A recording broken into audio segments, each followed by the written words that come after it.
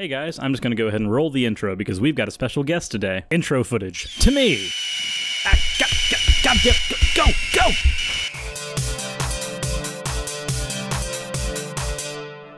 Thank you, Suris, and hello. I am Mr. Atheist. I have a channel called Mr. Atheist, and I grew up as a Mormon. Now, as a Mormon, I was not expected to accept the young earth creationist proposition. In fact, they pretty well let you believe what you want in terms of science unless it conflicts with something they teach, for example, the nature of homosexuality. But when I was younger, I did accept the young earth claim. When I got a little older and started to actually learn real science, I was able to dismiss it and stay a Mormon. But you were a non-denominational young earth creationist, and so I have this question for you. Was there anything that happened to you as a young earth creationist, as you observed the other people who shared your religion, that made you have doubts and made you go, uh-oh, could this not be okay? Or did your doubts come externally from the world outside of your religion and young earth creationism? For example, as a Mormon, we are discouraged to give our doubts much thought, and so we have a big fence up against having them. Now, that's not the only thing that's wrong with Mormonism. In fact, I have a mini-series that talks all about that, but that was one of the guards that we built up as Mormons to prevent us from hearing those things that would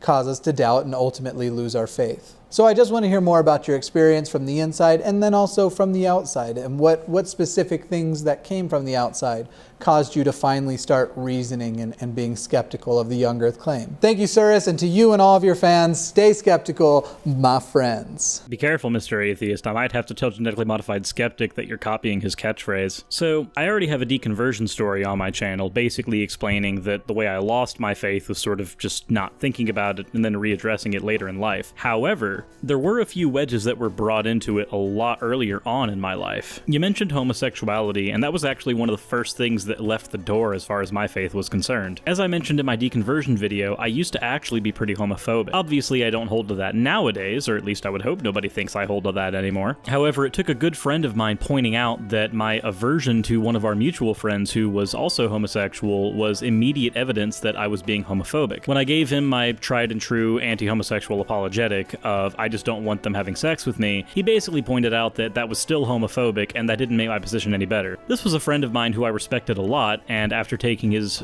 opinion into consideration, I ended up agreeing with him. That was kind of one of the earliest wedges, though. That was more of a moral wedge than anything that made me start looking at my Bible and going, huh, you know, some of these things might not actually be beneficial. In that same year in high school, we actually had a Catholic science teacher. Now, as my original school was a non-denominational private school, having a Catholic science teacher in the public sphere wasn't anything I was actually averse to. We were never fed the dogma that Catholics were cultists or anything like that you would normally hear in the South. So when I found out that my science teacher actually believes in evolution and an old Earth, I was actually stunned. Coming from a school that basically taught me young Earth creationism, this is not something that I had ever heard before. Over the school year, I learned to respect this teacher because they actually were teaching me science in a way that I hadn't considered it before. Not to mention, this was a genuinely good person. This wasn't somebody who I could ever conceive burning in hell. After realizing that this person was in fact much smarter than I was and could accept the evolution model, I started to realize that it might not be that far from the truth, and I could probably accept it as well. Again, I was never taught that a Catholic was any different than me, so as far as I was concerned, a fellow Christian was accepting it, and this was a fellow Christian who had spent more years dealing with it than I had. So once my moral foundations had a wedge thrown under them, and now my scientific foundation had been completely lopped off, I was basically forced to build my own epistemology again. I could no longer just use the Christian Bible as my method of anything. Bear in mind, earlier in this year, I actually had told one of my friends who had suffered sexual abuse from one of her peers that it was just God's method of teaching her how to be a better person and how to help somebody else should they ever find themselves in the same situation. I had learned early on in my life that experience is the best teacher, and so in my Christianity-addled mind, I basically thought that having a terrible experience like that meant that she could now be a teacher who could help somebody else should they be stuck in a similar situation. I had not even considered yet the moral implications of saying that God basically did this to you so that you could learn something and then teach somebody else what to do once God does it to them as well. I wasn't exactly very well developed in my self-reflection, and it's something that I'm still ashamed of to this day, though thankfully I've grown out of it. The person I am today would have looked at the person I was 10 years ago and said that he was a moral monster, simply because of the things I said guided by my own faith. That was part of the self-reflection aspect that got me out of this in the first place. A handful of years ago, after looking back at everything that I had said and done to other people based on my faith, I realized that even though I meant well in several of those situations, in many ways I was in fact causing irreparable harm. So yes, there were some outside factors that at least put wedges in the young Earth creation model. Being able to go to an advanced public school helped out a lot. Having a teacher that not only shared my faith, as far as I was concerned, basically telling me that evolution was okay, and then reading it for myself and not the strawman version that was in the A. Becca literature, helped me develop a much better understanding of evolution and thus accept it later on down the road. I was able to maintain being Christian, obviously. I started to realize that there was no issue with evolution in Christianity at all if you subscribe to the old Earth model. Had that teacher not specifically mentioned evolution, or had that teacher not been a Catholic, I might still be a young Earth creationist to this day. I'm very well aware that a lot of the building blocks that got me where I am now may very well have been one-off instances, and had they not happened, I wouldn't be here. I could still be a bigoted young Earth creationist who was so misogynistic that he said that rape was a gift from God. Because let's face it, that's basically what I was saying. And I'm incredibly thankful that I'm no longer that person. I'm no longer the type of person that has to justify the immoral acts of an omni-god. This is actually why I made my last video in the first place. As somebody who became an atheist and desperately wants us to have better arguments against theism, I really want the more benign, basal arguments to be tossed out. When dealing with somebody who is more versed in the faith and supporting these bad ideas that lead to people becoming worse people, I desperately want our arguments to get better. I think ideas like that should stay within the walls of the church and should stay out of the public sphere. That was another thing. As I got older, I started to realize how much influence Christianity actually had in our culture. We're supposed to have a separation of church and state, and in practice we do, but there's still cracks that show. There are still states that try to take evolution out of the textbook. There are still states that try to fight against equal rights. Not very long ago in America's history, there were states trying to fight to keep slavery, and at the heart of most of that was the Bible. It's been used as a justification for so many horrible things in our society that as somebody who personally experienced being shaped and molded into a bigot because of it, I finally had to make a channel to speak out against it. So in short, I realized Christianity was chock full of bad ideas. Through self-evaluation, I realized that I held to those bad ideas. I realized that those bad ideas needed to go.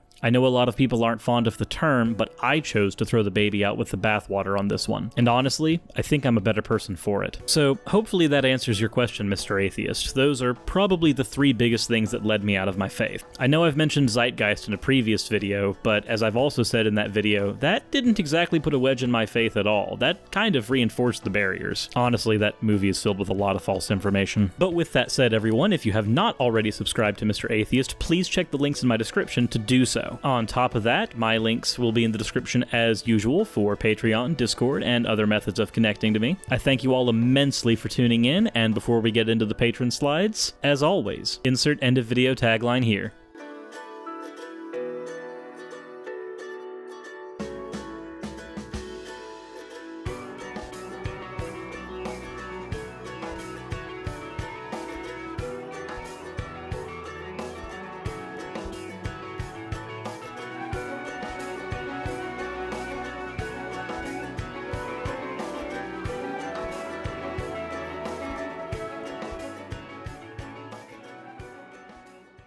Hey, now that we're at the end of the video, I figure I can go ahead and give you a hint for the code since it hasn't been found in a while. It is in almost every video that I have released since Chaosism broke the second code. So, for the most part, you can watch any video on my channel afterwards and find the code hidden in there. Happy hunting, everyone!